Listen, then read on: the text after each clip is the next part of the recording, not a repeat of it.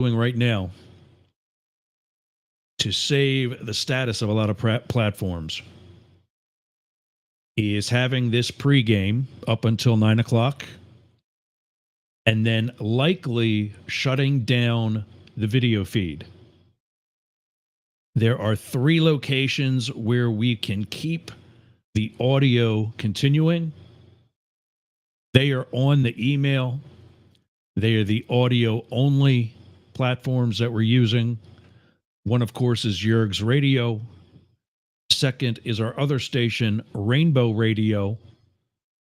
And our home terrestrial station, 1490 WWPR. That will be on the air on 1490 and on their website, 1490WWPR.com. Joining us tonight, one, it will be the host of the Daily Crypto News, Matt Deemer.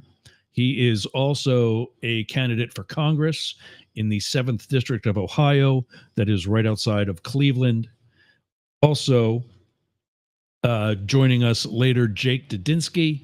He is brand new to Yergz Radio. He is also a political talking head and a past delegate to the Democratic National Committee. He's also been a strategist for Republican candidates as well. And then we're got a bunch of other of the Yergz Radio usuals that will be checking in and out throughout this first half hour, as well as for the pregame. Anybody who's at a watch party, we're definitely interested in hearing from you.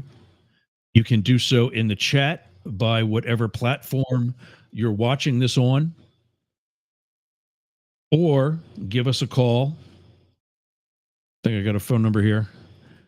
1-888-88-YERGZ.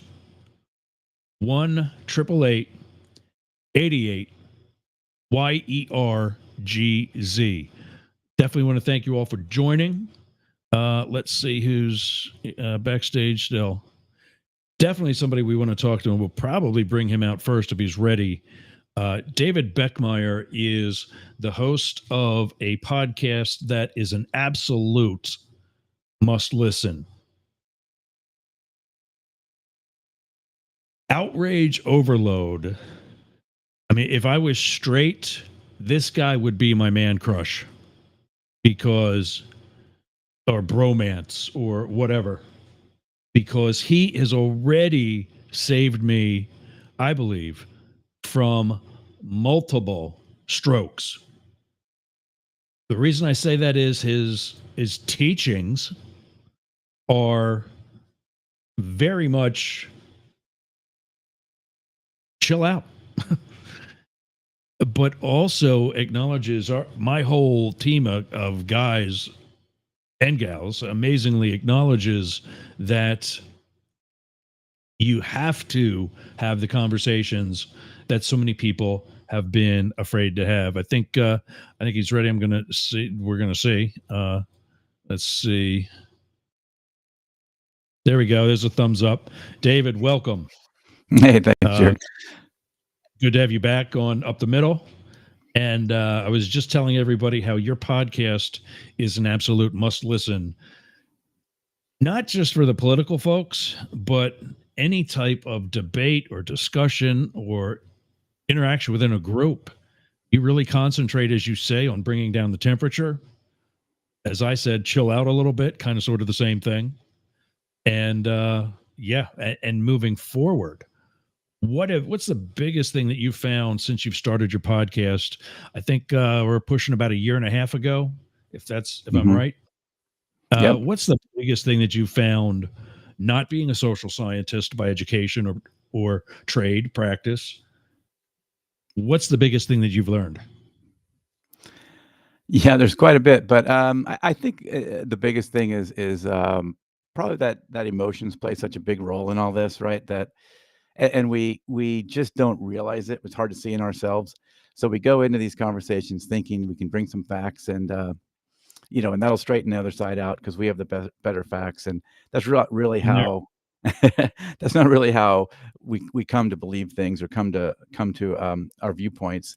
And so it's really that's a big piece of it, that and then just the awareness of all these cognitive biases that get in our way, right? And when it's us doing it, we don't notice it. But I guess the other big piece to me is just how much this industry, all these components of this industry, are trying to do this to us, right? How many Yeah. players benefit from getting us mad all the time?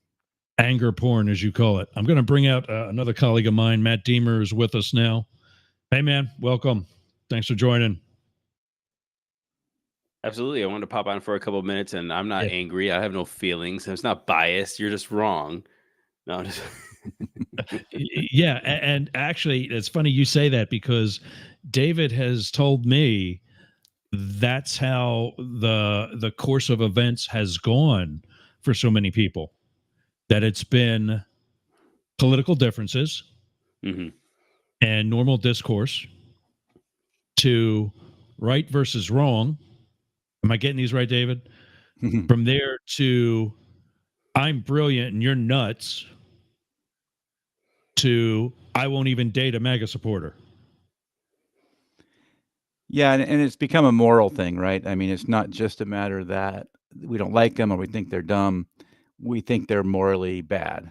And Yeah. once you cross that line, like, you can't it's very you really can't, get very far in a conversation, or even it's just in your own sort of thinking about the other person. If you think they're morally bad, it's very hard to accept anything they say, right? So that's the biggest piece I think we have to get out of this idea that half the country is morally bad, that and that's a big one. And that's what we've been saying. We've been telling ourselves these narratives. I think maybe to answer your question another way, what's the biggest thing I learned?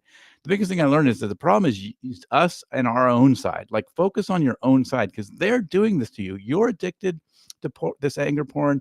I'm addicted to it. We like it. We like when our side shows us the other side doing something stupid, and we're addicted to it. We go out and seek more of it because we want to see them being stupid, because that tells us we made the right choice. We're on the right path. We're on the good side, and they're on the bad side. So we seek this stuff out. So we can only blame ourselves, right? We're the ones that want the stuff, and it's easy to get addicted to because it feels good in the moment. Right. Right. We almost had a caller. One of the other guys, Jake Dudinsky, was calling in. Jake, if you want to call back, or click the link and join us on video. So, what do we do to bring people back together? I think you've both said at one point or another, conversations we're not allowed to have at Thanksgiving are the conversations we need to be having at Thanksgiving. How do we start that over? that's a really good question. But actually, is it Dave? Nice to meet you. Right, Dave. Yeah, it's Hi, Dave. yeah, and you're again. I'm sorry, Matt. I'm That's Matt. Matt. Matt. Hey, Matt. Nice, How awesome. you doing? How you Good. doing? Dave. Dave, I do have a question for you, because when you're talking about the future of the country, and the political spectrum, or legislation and adoption of said legislation, morals, Supreme Court, rulings, you are going to have people that are extreme on both sides, or just have very big opinions on those sides, and some things that you don't want to compromise on. You don't want to compromise on certain issues. Those are, but you alluded to, like, say, hey, you won't have those you look at those people that have those stances as immoral, but there is sometimes no compromise. I think that we all have issues in our life that are no compromise. How do you work past those no compromise issues? Because when you don't work past those no compromise issues, and some people, those are single issues, what do you do? Yeah, absolutely. And I think that, we have to be, yeah, clear that many of us are going to have some certain things, like you said. There's probably some line we won't cross or don't want to cross. You should still be open, like, to appreciating something about the other side's perspective. But even so, but think about how many that is of the total things that we argue about, right? I mean, it's probably a relatively small number of the ones that fall in that category. But the other side of it, even if and I'm not really asking anybody to go, I don't put, a centrist position and we should always, find a middle ground on everything, kind of as a pedestal. It's more about how we see each other and how we have those disagreements without falling into uh, disrespect and it was still maintaining dignity, right? So we can disagree strongly on things and still show each other dignity, right? This is where we've kind of fallen apart. That we crossed that line, and so first of all, that if you did that more, I mean, and so that's a piece of it, right? So how do you get past that? Well, you don't really necessarily get past it if you're not going to compromise on those things, but I think you can still have an open mind and maybe connect with that person beyond that issue, right? So do they play video games? Do they have kids that they take, are they like normal, real people? Like accept them as humans first. That'll help, soften the dialogue. There was this research on, a very divisive issue like the abortion issue. And this was, I forget the exact group, but what they were doing was these people on both sides and strongly opposed on those issues were sort of secretly meeting for like a while, like 2 years or something, like in the basement, because their side couldn't see them meeting with the other side. Like that's not acceptable. You can't have a conversation with the other side. But they did this for like a couple of years. And did they really move their positions? No. But they saw the other person as human. They're much less likely to go bomb a abortion clinic. They're much more less likely to say, well, we need some extreme legislation somewhere about this or that, one side or the other. All these people don't deserve to be in the country, and that kind of language starts to temper that. So you can maintain, an issue like that, but still see the other side as human, and I think that's a big piece of it. And when we fall into this, doing that we basically completely dehumanize the other side, it just sets us up for terrible things. Like this is how you end up, going down extreme legislation. It's how you end up, basically going towards, fascist type things. And I say fascist in the real way, not like the kind of people throw that word around. Like you should see what real fascism looks like in other countries or in the past or somewhere else. But that kind of thing. But you can really start going down some extreme things. Well, we'll throw out the Constitution on this or that kind of stuff, because you really start to believe these other people are so bad they shouldn't even exist. Like they do not deserve to be Americans. So I think you can have both, right? I mean, and yet I still do encourage, being open to hearing viewpoints and appreciating not always just the facts in this matter, but how this person came to this conclusion. Like, what facts are they using? But also like, how are they interpreting those facts? We may share the same facts, but we may look at them quite a bit differently. I mean, one of the favorite stories about that is sort of like you get a new girlfriend, right? And you say, oh my God, you see this girlfriend. And like the way she eats, it's amazing. Like, oh, this just everything. The way she walks, you just can't believe it, right? A couple of years later, you're breaking up, the same girlfriend. You should see this girlfriend. I can't stand her anymore. You should see the way she walks. Oh my God, it drives me crazy, right? The way she eats, I can't stand it, right? Same facts, but now I'm interpreting them differently, right? So being honest with yourself that you will at least listen to the person and how they came to understand their position, like how you can say, because that's another failing we need in democracy. We need to believe everybody is rational and can make rational decisions. And we start to believe, half the country isn't rational, isn't making rational decisions. Democracy kind of doesn't work because we're just making that assumption that everybody can do that. So even if you end up arriving in a different conclusion, at least getting to know the person enough, how they came to that conclusion and why you could see someone coming to that conclusion, even if you don't find that middle ground or change anybody's mind on the actual issue in the end, we can lower the temperature of our interactions and respect each other. I think that I like what you say 80% of the time, and then but 80% of the time, and I think that's what we are going to be looking for in this presidential debate is how are both of these men going to be coming out here and defending the people that when the middle ground wasn't an option, um, how do they present that? And this is something that throughout history that understanding the other side when it comes to something like slavery is not is it really something that you really want to understand, or if you're talking about any other atrocity, if you want to talk about the segregation or the subjugation of an individual or a group of people, or the restrictions of certain people to do things that are granted to the majority of people. And when you take that stance and say, hey, let's find the middle ground when it comes to these different people and the restrictions that we put on them. If we're talking about bodily autonomy, you brought up abortion. If we're talking about the LGBTQIA plus community, if we're talking about anything else, how do you actually create the middle ground when people are actually getting hurt in these issues? Yes, I understand what you're saying. Where you're I'm saying not like, trying to hey, create a there's middle like, ground. I want to repeat again. I never preached finding a middle ground. That's maybe what Yergz says a lot, Yeah. but I don't say that. I don't preach finding a middle well, he ground. does have a podcast about that. I think there's an interpretation, like the name kind of gives you that. Going to bring somebody else on real quick. Jake Dudinsky is joining us. He's hustled back from dinner and is able to join.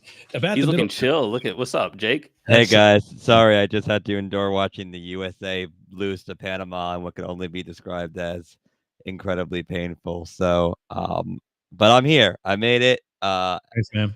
I was listening to So, some of what you guys were about saying. the whole middle thing. Yeah. You know, I'm very conservative on some things. I'm very liberal on others. I'm, left-leaning conservative on some things and right-leaning liberal on others. What I look for, I think, is what the same thing Dave was talking about as well. I look for a balance. And sometimes that means having a little bit more of a conservative Supreme Court or more of a liberal Supreme Court. But 6-3 for the rest of their lives is neither. And so, what I think David's going for isn't, just middle of the road and just hug it out so much as it is talk it out and come to some compromise. In some cases, that compromise is going to be conservative leaning. Others, it's going to be liberal leaning, or sometimes it's going to be straight down the middle. David, So, right? go ahead, David.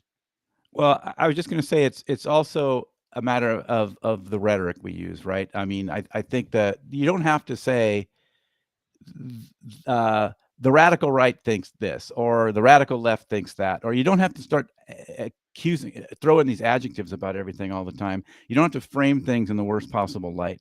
And again, like these issues, like the big ones that Jake was naming, like these are easy ones, right? Because there's a lot of like it's pretty easy to create arguments about those that like a lot of people would agree on. So some of those are fairly fringe. Now, yeah, I get it that, and again, we're still talking about that idea that you can't cross a line, right? So that's great. You have your lines you're not going to cross. We're all going to have those.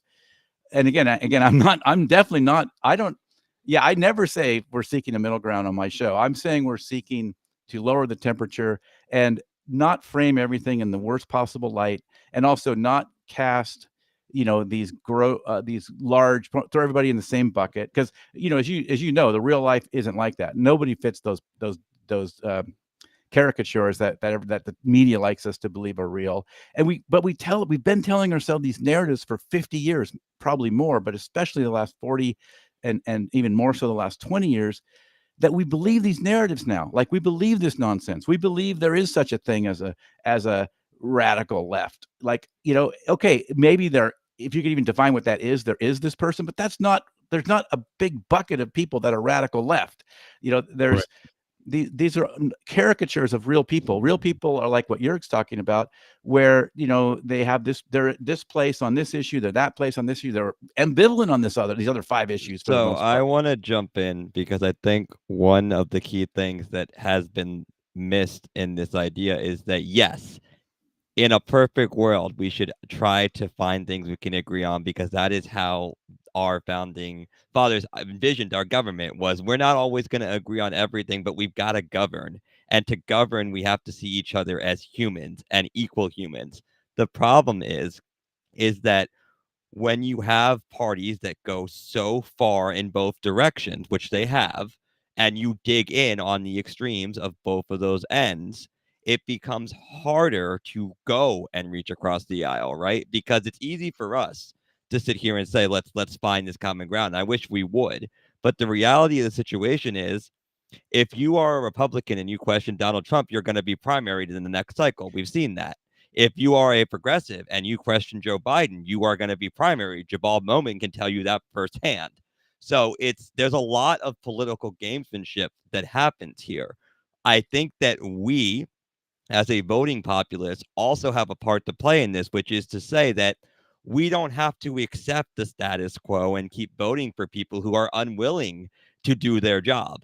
In my opinion, I've always said that, like, if we have a government shutdown, that every single person in Congress should be kicked out and elections should be held, snap elections. If you guys can't do the most basic thing that you're there to do, which is keep the government open because of politicking, then you don't deserve to be there, and we should put people there who can. Right, left doesn't matter. And so you're right. There are certain things that I'm never going to agree with other people on, which is like, there are people on the right who would tell me that because I am bi and non-binary that I shouldn't exist. And my response to that is, well, I'm a human. I bleed the same color as you. So like let's find that middle ground, right? Let's see each other as humans and find, you like baseball, I like baseball. Okay, let's go to a baseball game. Maybe don't cheer for like the Mets because that's a bad choice. But my point is that we got to start at this building block level, but I don't believe it's fair to put it in as simple of a terms as we can find a middle ground, because sometimes there are certain people who, no matter how hard you try, are never going to meet you there. Again, I never say that, but I do want to point out a couple things about. I do want to point out a couple things of there's several things there. One is I want to get back to the governing thing, because you're absolutely right about that. Like, a lot of people don't understand how governing works in America and how it was set up. The other piece I want to point out is kind of this idea that we, like you mentioned it, I mentioned a couple times, this idea that like you're not allowed to go talk to people on the other side, even if it is an issue where there's some movement or potentially some movement. And again, because of this governing thing, you're going to have to sometimes find broad support for your idea. We're not allowed to, and that's there's two types of this polarization. You said that we're far apart, this issue polarization, that we're far apart. Sort of. It's not that bad, though. I mean, the issue polarization is a little bit of a misperception. It is there, absolutely. But the one that's the stopper is the other kind of polarization that people talk about. They're using the term affective polarization. So it's about affect, it's about the emotion, it's about our kind of hatred for each other. And it's that it's that moralization side where we see the other side as immoral. That's the polarization that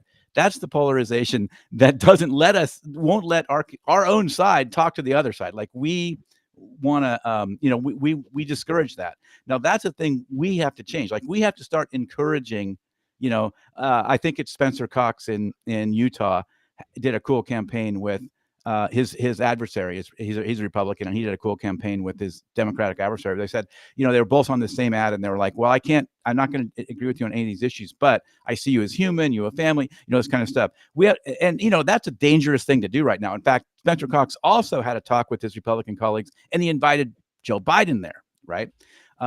And again, and he even had said, like, this is a dangerous thing to do, right? I'm doing this anyway, even though I know I'm going to take heat for it. And that's what we have to change too, that kind of because you do say vote them out. That's obviously the best power that we have, but we can also encourage them to do those kinds of things and to not behave that way, right? So, and again, sort of educate us that sometimes in order to get anything to move forward, you are going to have to find some broad support, which probably does mean some compromise on some things. And I think so. Some of it comes back to us because we're the ones who keep asking for this. Like, we refuse, we primary them, and which is a problem because the primary are controlled by 8% of the population or something. So that's a whole nother issue. Not good. Matt had to bounce. He's got some other appointments tonight. As we've said, he's running for Congress. You can reach him at info@Diemer for Congress. That's DIEMER. You can also hear the Daily Crypto News 5 times a day on Yergz Radio. You can reach him there as well, Matt at dailycryptonews.net. When the 3 minutes or so that we got left. Is that thing going to start in 3 minutes? Yeah, debate is going to start. It's almost 9 o'clock. Okay. We've been on. Real quick, what's their strategy? I'll start with you, Jake. Give me a minute of it. Yeah. What's the next 90 minutes like? Yeah. So basically, if you're Joe Biden, your strategy is very simple. Don't commit a gaffe. Like, as dumb as that sounds, like, you could have a spectacularly perfect debate, but if you commit a gaffe, that's going to be the headline tomorrow. If you're Donald Trump, your strategy is basically to walk this line of appealing and throwing red meat to your base, which we know he's going to do, but also still somehow getting the moderates and the centrists willing to vote for you. There is literally I hate to say this, but the bar I was just at was slammed with people ready for this debate. Oh yeah. This is arguably the most important debate of the election. It is maybe the only one. So I think both sides know what they need to do. I think it's just literally um, making sure that you don't go too off the rails and who hits who. And obviously, it's going to be weird and wacky. And here we go again, guys. Yeah. David, what's your last? I'll give you the last minute. Yeah, well, I think the the bar, like Jake says, is pretty low for both these guys. But I think the problem with the population right now is already sick of this election, right? I mean, there's a lot of surveys and polls showing this. Like, we're fed up, and it's only freaking June, right? These guys aren't even the candidates yet officially, and we're already tired of them. We're so tired of it. So everyone's seen this people are. movie before, and nobody thinks the sequel is going to be better than the original. It is not. We are. I got a friend checking in, Eric Reed, saying we're Bravo. That's our old speak for 5 minutes. We're well inside that now. In fact, we're what we used to call. We're actually even less than Alpha at this point, which was 2 minutes. But then we use All that. right, so I got a question for you guys before we check Hold on out one here. second. I'm going to get something out first. We are going to lose the feed video on some of our platforms that we're broadcasting to. I can't say which ones because we risk getting them shut down. So let's not. Most of our viewers right now received an email. On that email are all the links that you could possibly be seeing us, including the ones that we're going to shut down. If that one doesn't work, try any of the other links. I can tell you 3 that will be staying live: Yergz Radio, Rainbow Radio, and 1490 WWPR in Tampa. Now, for those of you not in Tampa, that might not help. You can get that one on the internet as well. 1490 WWPR.com. Jake, I see you got to run as well. I will be back for post-debate coverage. Yep. Okay. We'll see you then. See you guys in a little bit. It will be about 90 minutes before that happens. That's going to be around 10:30 Eastern, 7:30 Pacific. They're saying is going to be a 90-minute interview, 90-minute debate. And there will be 2 commercial breaks during the debate. That's it. And then we'll see you all back here at 10:30. I had to do some math there for quickly. David, thank you. Excellent perspective. And as always, a pleasure. Are we going to keep the channel open, or are we going to shut it down? We're going to shut it down, and what's going to happen is the time's up. Share the mic. We're going to bring it back up, minus the networks, minus the platforms. Yeah, I didn't finish that, did I? Minus the platforms that we're going to avoid, and that's kind of sort of the major ones, if you can figure that out. So we'll be back in a moment. Kind of a commercial break of our own. Try whatever platform you're on right now. If you lose it, that's going to be the video, because anything audio only is going to stay running. Try in about 2 minutes and use that email. If you don't have that email, if you did not get that email because you're not on our email list, get that one right there. Oh, wrong side, over there. There we go. News, NEWZ, at Yergz, YERGZ.com. And we will send you a link that will be active for the debate. We will not be interrupting during the debate. It will be just the moderators. The debate is the CNN presidential debate, and it is theirs. This is not our feed. We are doing this courtesy of CNN. So it's winding down. We'll see you in 90 minutes. Thanks for joining us, everybody. David, as always, from where are you at? California. I had your info up here. OutrageOverload.net. Yep.